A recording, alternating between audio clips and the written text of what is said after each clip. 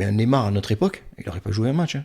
Lui, il aurait fait un match sur 10. Le classement des joueurs qui ont reçu le plus de cartons rouges Carton rouge? dans le championnat de France, t'étais pas trop mal. Je crois Non. que t'as pris 7 cartons rouges. Non, là, tu as dû regarder, tu as dû confondre avec Cyril Roll. T'avais du caractère quand même Deux sur ou le terrain. trois. Après, le caractère, c'est voilà, on se laisse pas marcher dessus. En fait, j'ai connu des joueurs, techniciens, milieu de terrain, numéro 10, qui se faisaient marcher dessus et qui pouvaient pas s'exprimer, c'est-à-dire qui étaient super doués.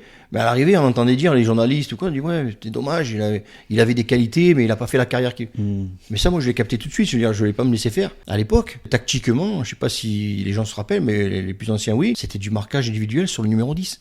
C'est-à-dire que moi j'entendais l'entraîneur en face, je veux pas le voir, tu t'occupes de lui. À partir du moment où tu t'occupes de lui, il n'aura pas d'influence sur le jeu. Et ça, c'est depuis le départ. Alors, j'allais pas me laisser faire. Un mec qui me mettait un bon pain par derrière ou quoi que ce soit, je me tournais, je lui disais écoute, j'étais à la bonne école avec Bernard Zigné.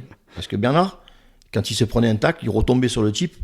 Et il faisait, voilà, il montrait bien qu'il y avait les crampons et qu'il fallait venir une fois, pas deux fois. Mais tout ça, c'est important parce que de voir les autres faire, à un moment donné, je me suis dit, c'est ce qu'il faut faire. Parce que sinon, on se fait bouger à tous les matchs, on se fait monter dessus, et puis après, obligatoirement, on baisse d'un cran et on a peur. Mais il fallait pas être comme ça. Alors c'est sûr, j'avais le numéro 10, je me laissais pas faire. Donc c'était pas compatible. C'était pas compatible. Donc ça m'a peut-être coûté l'équipe de France, je pense. Et après, il y en a eu d'autres, peut-être plus réactifs que moi, comme Zinedine Zidane, qui a réagi plusieurs fois à son championnat, l'équipe de France. Parce qu'à l'époque, on n'était pas, comme maintenant, aidé par les arbitres à ce niveau-là. C'est-à-dire, ça rentrait dedans. Là, aujourd'hui, quand je vois des joueurs, moi je prenais l'exemple de Neymar, parce que ça me faisait sourire, mais un Neymar, à notre époque, il n'aurait pas joué un match. Hein.